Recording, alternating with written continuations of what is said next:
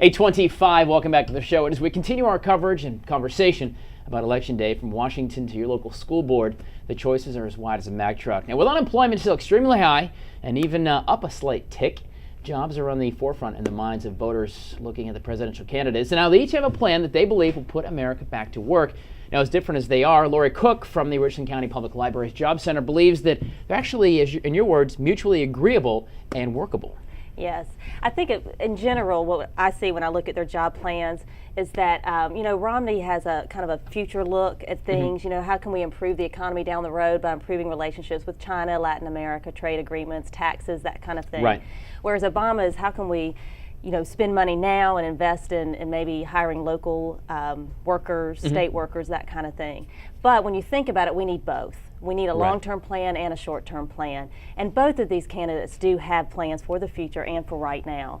So I think to me the most important thing to remember is that there are a lot of companies just waiting on the sidelines for this election to be over. Right. Then they'll know one way or the other how much they can invest in new jobs. So as a job seeker, we just want to make sure that we are prepared for the jobs when they become available.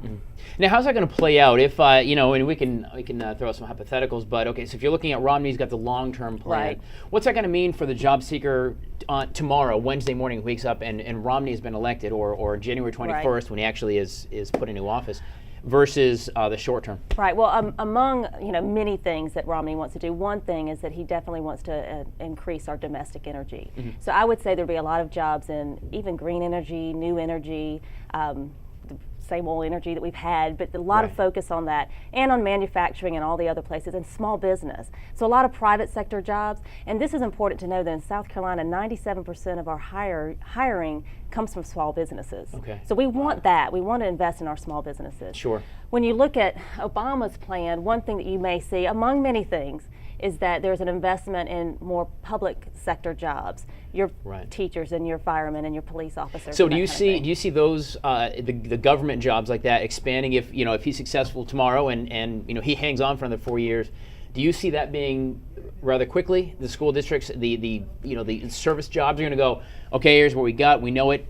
We need help because there's so many people that need help. Right, there are a lot of people that need help, and it could be, but we got to remember that when they get elected, you've got a little bit of time before anybody becomes really back into the swing of things where they can make things happen, and then we all have to work together because we'll have different people in the House and the Senate, and everybody's going to come together to work. I do think it's important, though, that we think about both of these candidates, both parties are going to come up with plans and programs and training that'll help our job seekers find work. And when those programs come online, you want to be prepared, ready to go. You want to have your resume, you want to have your skills, because whatever the jobs are, alternative energy, advanced manufacturing, public sector, private sector, small business, whatever they are, it's going to require advanced technology skills. You're going to have to know how to use that computer.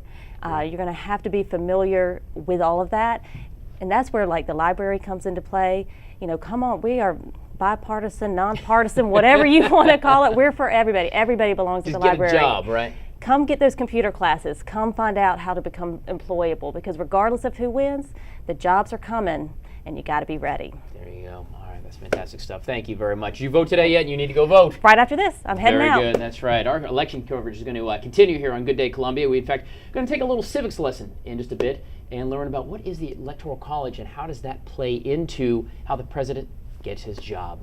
All right, guys, before we go to break, though, please welcome back Kristen Williams. She is our Palmetto idol. She's going to sing us a standard, a tune, if you will, to celebrate America. Oh, beautiful